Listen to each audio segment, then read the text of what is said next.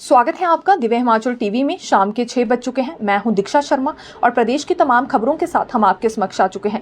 कई latest updates आज इस बुलेटिन में हम आपके साथ साझा करने वाले हैं। देखिए, विशेष तौर से बड़ी बात यह है कि दिल्ली में हाईकमान ने कांग्रेस के सभी वरिष्ठ नेताओं को बुलाया है। मुख्यमंत्री सुक्खू समेत मंत्री भी वहां पर पहुंचने वाले हैं, बाकी के वरिष्ठ नेता भी वहां जाने वाले हैं। आखिरकार किस वजह से दिल्ली ने बुला लिया गया है, इससे संबंधित जानकारी हम आपके लिए लेकर आए हैं। दूसरी बात राज्य चयन आयोग को लेकर करेंगे, क्योंकि अब मुख्यमंत्री सुक्खू ने यहां देखिए स्थिति एक तरह से स्पष्ट कर दी है। डेडलाइन निकलकर सामने आई है कि कब राज्य चयन आयोग पूरी तरह से बहाल होगा। बहाल होने का मतलब यह है कि कब भर्ती प्रक्रिया शुरू हो पाएगी, कौन सी पहली भर्ती होगी, इस पर भी साफ तौर पर मुख्यमंत्री ने अपनी स्टेटमेंट दे दी है। 2 नए मंत्री हाल ही में कांग्रेस सरकार में बनाए गए हैं, लेकिन पोर्टफोलियो इन्हें अभी तक नहीं मिले हैं। तो बात इस पर भी अब स्पष्ट हो चुकी है कि आखिरकार कब ये महकमे इन दोनों नए मंत्रियों को दिए जाएंगे और कौन कौन से महकमे इन्हें दिए जा सकते हैं, इस पर भी बारीकी से हम आपके साथ चर्चा करने वाले हैं। साथ ही साथ बात हम बाकी भर्तियों को लेकर भी करेंगे। आउटसोर्स पर भी एक बड़ा फैसला हुआ है मुख्यमंत्री सुक्खू की ओर से, इस पर भी स्थिति स्पष्ट कर दी गई है। ये भी अपडेट हम आपके लिए लेकर आए हैं। और सरकार के लिए सबसे बड़ा चैलेंज क्या रहने वाला है, ये भी अपडेट हम आपको देंगे, क्योंकि अभी देखिए ऐलान मुख्यमंत्री ने कर दिया है कि तमाम भर्तियां जो लटकी हुई थी उन्हें भी पूरा किया जाएगा। नई भर्तियां भी शुरू होने वाली हैं, लेकिन वित्त वर्ष से पहले ये कैसे संभव होगा और अभी तक कितनी भर्तियां हो पाई हैं, कुल मिलाकर जानकारी इससे संबंधित भी हम आपके लिए लेकर आए हैं। शुरुआत मौसम से करना चाहेंगे, क्योंकि हिमाचल प्रदेश में पिछले कल देखिए बर्फबारी हुई है कुल्लू और लाहौल स्पीति में, और उसके बाद पर्यटकों की संख्या हिमाचल प्रदेश में बढ़ी है। यहाँ तक की जानकारी सामने ये भी आई है कि अधिकांश पर्यटक मनाली से सिस्सू और कोकसर की तरफ चले गए हैं, क्योंकि इंतजार पर्यटकों में हो रहा था कि आखिरकार कौन से जिले में या सबसे पहले किस क्षेत्र में बर्फबारी होती है। सफेद नज़ारा देखने के लिए ही इस सीजन में विशेष तौर से यहाँ पर पर्यटक पहुँचते हैं। तो हमें अभी कुल्लू में भी और लाहौल स्पीति की तरफ भी काफ़ी पर्यटकों की संख्या देखने के लिए मिली है। इस तरह की तस्वीरें भी अभी सोशल मीडिया पर जमकर वायरल हो रही हैं। और बड़ी बात यह है कि पिछले कल बर्फबारी का सिलसिला क्योंकि कुल्लू में और लाहौल स्पीति में जारी रहा, जिसके बाद ट्रैफिक जाम की समस्या भी हमें कुछ एक क्षेत्रों में देखने के लिए मिली। अगर सोलंग की बात करें तो यहाँ करीब 4 से 5 किलोमीटर तक लंबा ट्रैफिक जाम लगा रहा और रात के 11:30 बजे तक जाम की स्थिति बिल्कुल ऐसी ही बनी हुई थी। अधिकांश गाड़ियां क्योंकि फिर कुल्लू की ओर या फिर स्पीति की ओर बढ़ चुकी थी। अब आना चाहेंगे कार्निवल पर, क्योंकि शिमला में विंटर कार्निवल का आयोजन किया जा रहा है नगर निगम की ओर से। तैयारियां इसके लिए पूरी कर ली गई हैं और पार्षदों की अध्यक्षता में कमेटियों का गठन भी किया गया है, जिसमें कुछ एक अधिकारी भी इनके साथ शामिल है। जितने भी बड़े अधिकारी हैं या पार्षद हैं, इन्हें फील्ड पर उतारा गया है ताकि इस आयोजन को सफल बनाया जा सके। तो इसे लेकर इन्हें निर्देश भी जारी हो चुके हैं। दूसरी बड़ी बात यह है कि जितने भी हिमाचली कलाकार हैं वो मनोरंजित लोगों को कर पाएंगे, जो भी विंटर कार्निवल में पहुंचने वाले हैं अपनी प्रस्तुतियां देने के लिए। लेकिन सीधे तौर पर उन्हें विंटर कार्निवल का मंच नहीं मिला है परफॉर्मेंस देने के लिए, बल्कि पहले उन्हें वॉइस ऑफ कार्निवल में भाग लेना पड़ा।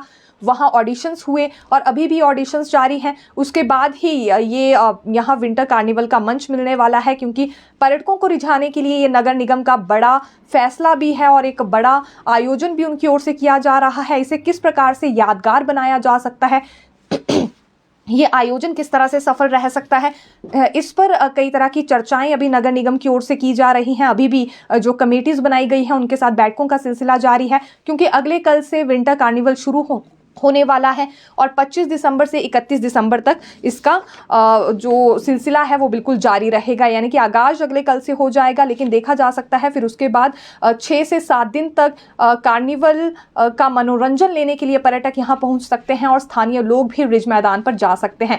तैयारियां इसके लिए क्योंकि पूरी हो गई है, पूरा रिज मैदान दुल्हन की तरह सजा दिया गया है। हर पेड़ पर लाइट्स रिज मैदान पर लगी हुई हैं और बहुत ही आकर्षित नज़ारा एक तरह से हम कहना चाहेंगे इस वक्त रिज मैदान का बना हुआ है। देखिए, एक और जानकारी सामने आई है, ये रोडू से संबंधित है और फिलहाल बड़ी बात यह है कि यहाँ 52 लाख की प्रॉपर्टी फ्रीज हो गई है आरोपी की। ये जो आरोपी है नशा तस्कर बताया जा रहा था। एसपी संजय गांधी के निर्देशों के अनुसार एसएचओ ने वहाँ इसकी प्रॉपर्टी फ्रीज कर ली है लगभग 52 लाख की, और क्योंकि लंबे समय से ये नशा तस्करी कर रहा था। हाल ही में अभी 12 से 13 युवक पकड़े गए थे। जब इन युवकों को पकड़ने के बाद इनसे पूछताछ की गई तो खुलासा ये हुआ कि मुख्य आरोपी ही इसका ये व्यक्ति है और इसका नाम अंकेश ठाकुर बताया जा रहा है। संपत्ति इसकी फ्रीज कर ली गई है। इसके बाद 18 लाख की गाड़ियां भी पुलिस इसकी फ्रीज करने वाली है।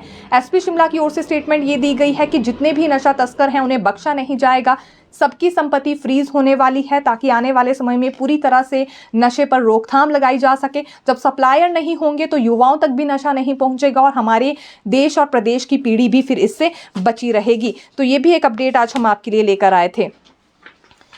देखिए, ई टैक्सी पर भी जानकारी देना चाहेंगे, सब्सिडी पर, क्योंकि नया फैसला लिया गया है। पिछले कल हमने आपको जानकारी ये दी थी कि जो 10वीं पास छात्र होंगे वो भी आवेदन कर सकते हैं, लेकिन क्या आप जानते हैं जो 10वीं पास छात्र होंगे उन्हें सब्सिडी सरकार की ओर से नहीं दी जाएगी। और सब्सिडी देने पर शर्त ये रखी गई है कि 10वीं पास छात्रों के पास फिर 10 साल का अनुभव होना चाहिए गाड़ी चलाने का। अगर 10 साल से कम का अनुभव है तो ये आवेदन जरूर कर सकते हैं, लेकिन सब्सिडी 50% सरकार की ओर से इन्हें नहीं दी जाएगी। अपने लेवल पर ही इन्हें ई टैक्सी खरीदनी होगी। हालांकि उसके बाद सरकारी महकमों के साथ इनकी टैक्सेस जरूर यहाँ अटैच की जाएंगी। तो एक ये हम संशोधन भी कह सकते हैं। जिस तरह की एसओपी जारी हुई है उसके बाद कुछ नए फैसले लिए गए हैं। दायरा बढ़ाया जा सके युवाओं का ई टैक्सी खरीद के लिए, इसलिए ये फैसला हुआ है कि अब 12वीं पास के साथ साथ 10वीं पास भी आवेदन कर सकते हैं, लेकिन सब्सिडी को लेकर एक शर्त यहाँ जरूर रख दी गई है। तो ऐसे 10वीं पास छात्र जो पहले से लेकर गाड़ी चला रहे होंगे या जिनके घर में गाड़ी होगी, जिन्हें अनुभव होगा अच्छी तरह से टैक्सीज चलाने का, उन्हें तो यहाँ पर 50% सब्सिडी मिल जाएगी, लेकिन उन युवाओं को नहीं मिलने वाली है जिनके पास इतना एक्सपीरियंस नहीं होगा। शर्त इसमें क्योंकि सबसे पहले ये रखी गई थी कि केवल 23 साल से अधिक उम्र के युवा ही इसके लिए आवेदन कर सकते हैं और 3 साल का अनुभव उन्हें गाड़ी चलाने का होना चाहिए। फिर इसमें 12वीं पास युवकों को भी मौका मिला और उसके बाद अब 10वीं पास युवकों को लेकर भी यहाँ जानकारी सामने आई है कि ये भी आवेदन कर सकते हैं। एक तरह से दायरा बढ़ाने की कोशिश की जा रही है। प्रथम चरण में क्योंकि 500 के करीब इलेक्ट्रिक टैक्सीज चलने वाली है, तो ये भी एक अच्छी खबर है। और जितने भी सरकारी महकमे हैं या फिर निगम हैं, बोर्ड हैं, उनके साथ फिर ये टैक्सीज अटैच कर ली जाएंगी। देखिए, 200 के करीब शिक्षक हैं जिन्हें एक्सपोजर विजिट पर भेजा जाएगा विदेश। इसके लिए प्रक्रिया तय हो चुकी है, लेकिन सूची अभी तक जारी नहीं हो पाई है। 15 दिन का समय दिया गया है उच्च शिक्षा निदेशक को भी और प्रारंभिक शिक्षा विभाग के निदेशक को भी कि ये सूची तैयार कर ले। और शर्त इसमें ये रखी गई है कि एक्सपोजर विजिट पर जितने भी ये शिक्षक जाएंगे, ज़रूरी है कि इसके बाद इनका स्कूल बदल दिया जाए, इन्हें ये शर्त पता हो।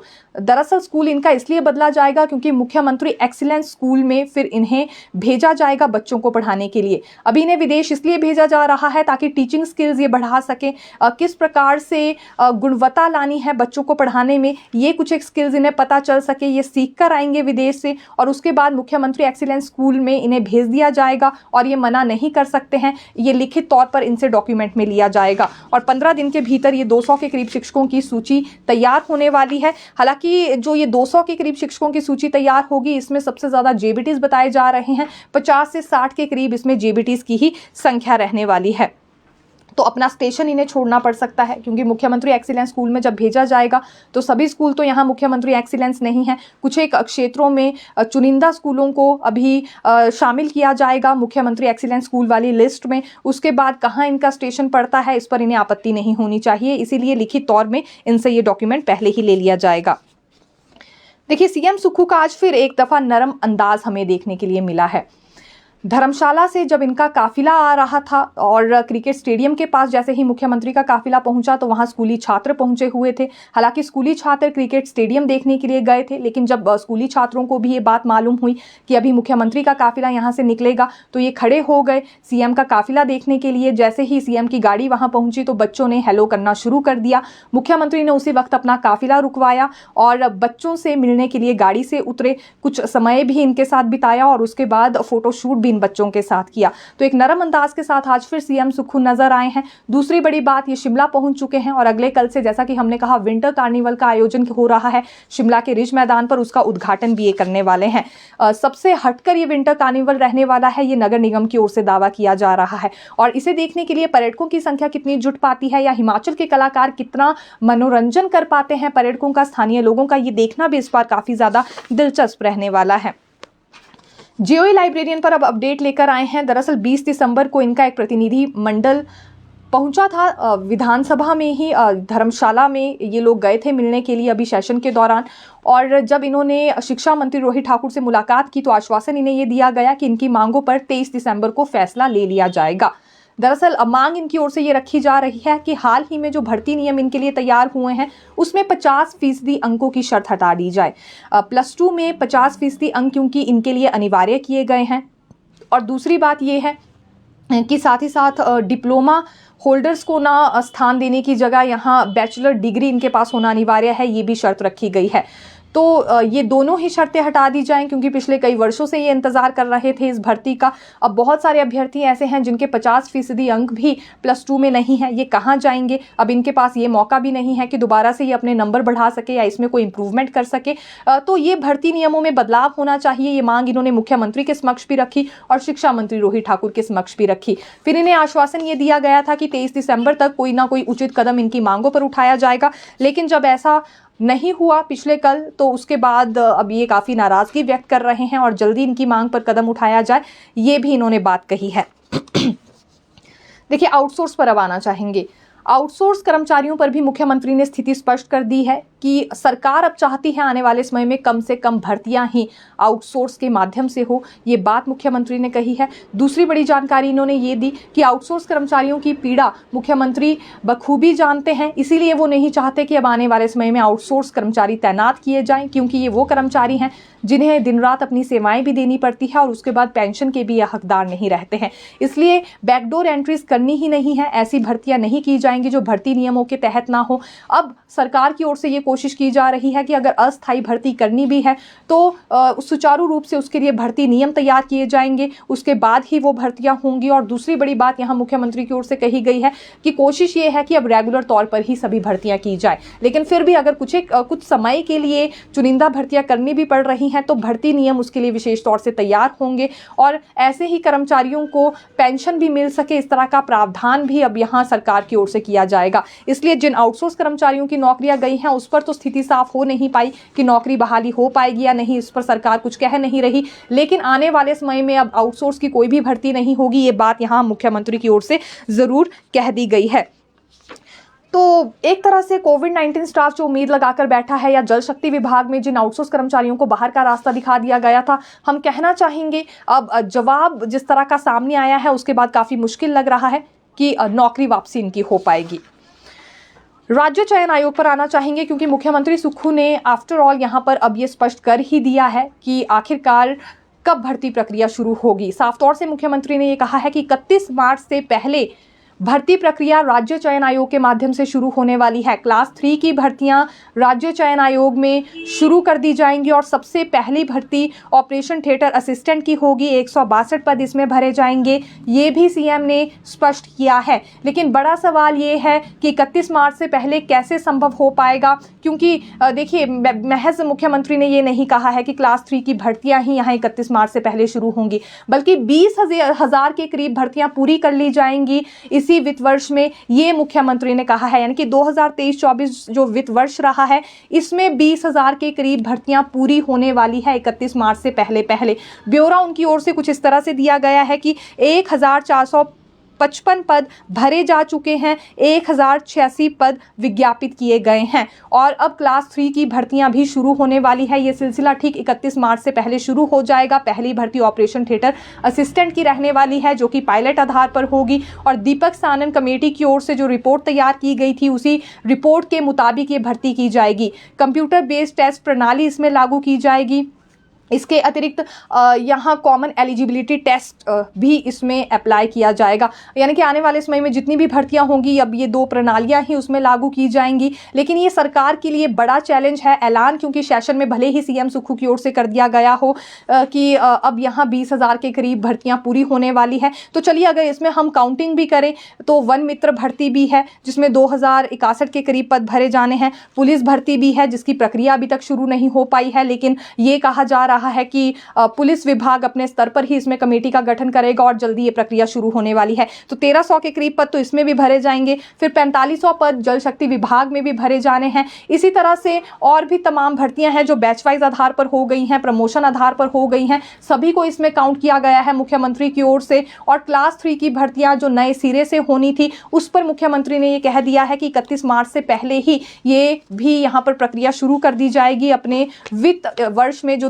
2023-24 का वित्त वर्ष रहा है, इसमें कंप्लीट 20,000 के करीब भर्तियां हो चुकी हैं। सेशन में उन्होंने ये बात कही, ऐलान भी कर दिया है। तो चलिए कुछ एक जो अस्थायी तौर पर भर्तियां हो रही हैं, जिस तरह से 4500 भर्तियां जल शक्ति विभाग की बात करें, मल्टीटास्क वर्कर्स क्योंकि उसमें नियुक्त होने हैं, और भी कुछ एक भर्तियां होनी है, या फिर वन मित्र की जानकारी दे, ये अस्थायी तौर पर भर्तियां होनी है। सिलसिला शुरू हो गया है और विभाग इन्हें अपने स्तर पर निपटा भी लेंगे। लेकिन रेगुलर तौर पर जो भर्ती होनी है, पुलिस भर्ती अभी तक प्रक्रिया शुरू नहीं हुई। क्लास 3 की भर्तियां अब भले ही रिपोर्ट यहाँ दीपक सानन कमेटी की ओर से आगे सबमिट कर दी गई हो, लेकिन जब तक प्रक्रिया शुरू नहीं होती है, राज्य चयन आयोग की पूरी तरह से बहाली तो नहीं मानी जाएगी। और अब केवल 3 महीने बच गए हैं। 3 महीने में कैसा रिस्पॉन्स फिर इन भर्तियों को लेकर सामने आता है, ये देखना होगा, क्योंकि विपक्ष के सामने जब ये ऐलान किया गया है तो इसे पूरा करना काफी ज्यादा जरूरी हो जाता है।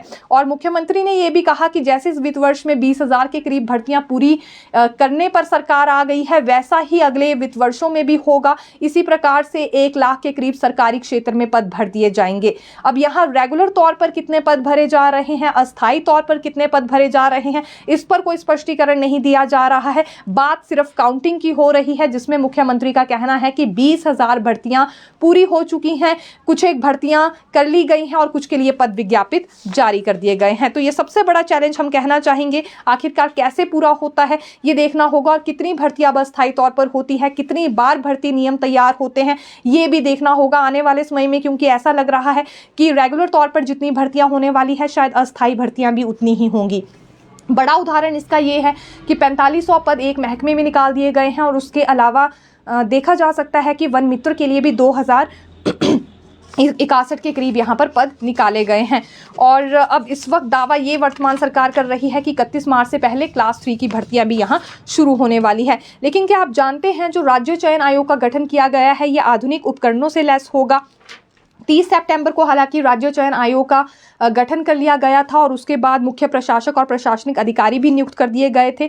लेकिन भर्तियां अभी तक शुरू नहीं हो पा रही थी, तो कब तक शुरुआत हो पाएगी, इसीलिए दीपक सानन कमेटी की रिपोर्ट का इंतजार भी हो रहा था। अब रिपोर्ट सबमिट हो गई है, 31 मार्च यहाँ डेडलाइन दे दी गई है, लेकिन डेडलाइन नई भर्तियों के लिए दी गई है। सवाल हमारे युवा ये भी कर रहे हैं कि उन भर्तियों का क्या होगा जिसमें अभी तक रिजल्ट फंसा हुआ है। तो इस पर मुख्यमंत्री ने ये कह दिया है कि अभी स्टेट फॉरेंसिक साइंस लैब की ओर से अपना काम किया जा रहा है। 3 डॉक्यूमेंट शेष रह गए हैं। 31 दिसंबर को जब ये डॉक्यूमेंट्स भी आगे सबमिट कर दिए जाएंगे तो फिर रिजल्ट भी घोषित हो जाएगा, और 31 मार्च से पहले ही रिजल्ट घोषित हो जाएगा। इन भर्तियों को एक तरह से कंप्लीट कर लिया जाएगा, ये इस वक्त सरकार यहाँ दावा कर रही है।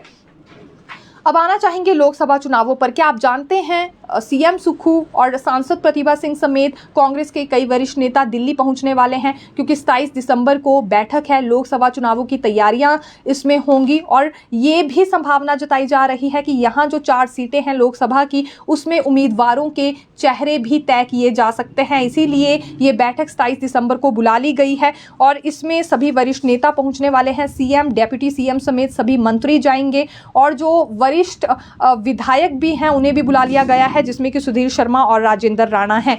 आप जानते भी होंगे, पिछले कल ये सूचना सामने आई थी एक बारी फिर से, क्योंकि राजीव शुक्ला को ही कांग्रेस प्रभारी नियुक्त किया गया है, उन्हें फिर से यहाँ के प्रभारी की कमान दे दी गई है। तो उन्होंने ही ये मीटिंग बुलाई है, शेड्यूल एक तरह से कंफर्म हो चुका है, और दिल्ली के लिए ये सभी नेता अब रवाना होने वाले हैं 27 दिसंबर की बैठक में भाग लेने के लिए। हाईकमान के कुछ एक बड़े चेहरे भी इसमें शामिल होने वाले हैं। अब एक तरह से पूरी मेहनत कांग्रेस की ओर से भी की जाएगी लोकसभा चुनाव जीतने के लिए। दूसरी ओर भाजपाइयों की ओर से तरह तरह की बातें यहां पर कही जा रही है, गारंटियों का उल्लेख करते हुए नजर आ रहे हैं कि कांग्रेस सरकार ने कोई गारंटी पूरी नहीं की। ओपीएस बहाल कर दी है, लेकिन आने वाले समय में स्थिति ऐसी पैदा होने वाली है कि सैलरीज तक देने के लिए पैसे वर्तमान सरकार के पास नहीं होंगे। ये नेता प्रतिपक्ष जयराम ठाकुर ने कहा था, क्योंकि प्रदेश की आर्थिक स्थिति ठीक नहीं चल रही है, और जो बाकी वायदे हुए थे खैर उसे पूरा करने पर तो कांग्रेस सरकार आ ही नहीं रही है। 1 साल से ज्यादा का समय बीत गया है। इन्हीं मसलों को लेकर इस बार सेशन भी गरमाया था। बेरोजगारी, आउटसोर्स कर्मचारियों का मुद्दा,